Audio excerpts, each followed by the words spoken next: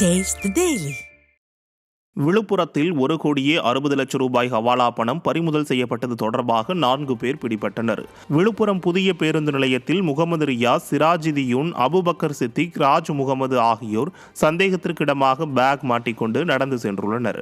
அவர்களிடம் நடத்தப்பட்ட விசாரணையில் 4 பேரும் குருவியாக செயல்பட்டு சென்னையிலிருந்து ரயில் மூலமாக 1,60,00,000 ரூபாய் ஹவாலா பணத்தை எடுத்து வந்ததும் அதனை பேருந்து மூலமாக திருச்சி எடுத்து செல்ல முயன்றதும் தெரியவந்தது. மேலும் எப்போதுமே பணநாயகம் மூலம் இடைத்தேர்தலில் வென்று ஜனநாயகத்தை கொள்ளும் ஆளும் தரப்பினர் ஈரோடு இடைத்தேர்தலில் வாக்காளர்களுக்கு கொடுப்பதற்காக இவர்களை பயன்படுத்தி உள்ளனரா என்றும் சந்தேகம் எழுந்துள்ளது.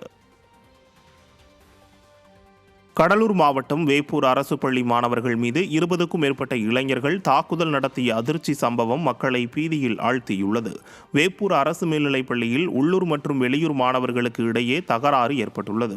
இந்நிலையில் பள்ளி முடிந்து பேருந்து நிலையம் வந்த வெளியூர் மாணவர்களை 20க்கும் மேற்பட்ட இளைஞர்கள் வேப்பூர் கூட்ரோடு வரை சினிமா பாணியில் துரத்திச் சென்று சரமாரியாக தாக்கினர். மாணவர்களை தாக்கும் காட்சி அப்பகுதியில் இருந்த கண்காணிப்பு கேமராவில் பதிவாகியுள்ளது. இதையடுத்து தாக்குதல் நடத்திய 3 இளைஞர்கள் சிக்கினர். திமுக ஆட்சியில் சட்டம் ஒழுங்கு சீர்குலைந்துள்ளதற்கு இதைவிட வேறென்ன சாட்சி வேண்டும் என ஆவேசமாக கேட்கின்றனர். திண்டுக்கல் மாவட்டம் நிலக்கோட்டை அருகே ஆளே இல்லாத வீட்டிற்கு 7,46,000 ரூபாய் மின் கட்டணம் செலுத்த வேண்டுமென குறுஞ்செய்தி வந்ததால் வீட்டின் உரிமையாளர் அதிர்ச்சி அடைந்துள்ளார்.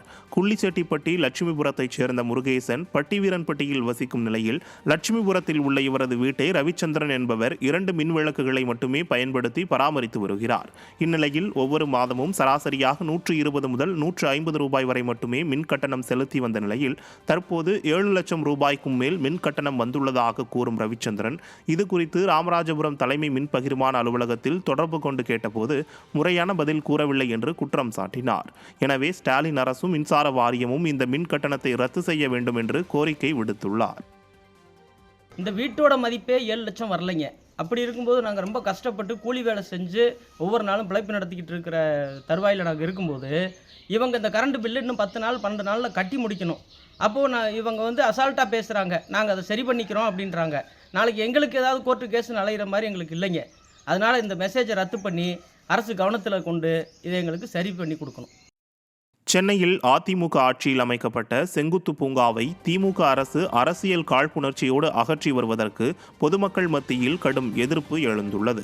அதிமுக ஆட்சியில் தலைநகர் சென்னையை அழகுபடுத்தும் விதமாகவும் சுற்றுச்சூழல் மறுசீரமைக்கவும் 8,15,00,000 ரூபாய் செலவில் வடக்கு உஸ்மான் சாலை, மின் சாலை, டிடிகே சாலை உள்ளிட்ட சாலைகளில் மேம்பாலங்களுக்கு கீழ் செங்குத்து பூங்காக்கள் சிறப்பான முறையில் அமைக்கப்பட்டிருந்தன. மேலும் அவை கருகிவிடாமல் சொட்டு நீர் பாசன முறையில் பராமரிக்கப்பட்டன. இதற்கு பொதுமக்களிடம் பெரும் வரவேற்பு இருந்தது. இந்நிலையில் இந்த செங்குத்து பூங்காக்கள் திமுகவின் அரசியல் காழ்ப்புணர்ச்சியால் முறையாக பராமரிக்கப்படவில்லை. அத்துடன் செங்குத்து பூங்காக்களை அகற்றும் பணியிலும் ஸ்டாலின் அரசு ஈடுபட்டுள்ளது. இதற்கு கடும் கண்டனம் தெரிவித்துள்ள பொதுமக்கள் செங்குத்து பூங்கா திட்டத்தை மீண்டும் செயல்படுத்த வலியுறுத்தி வருகின்றனர்.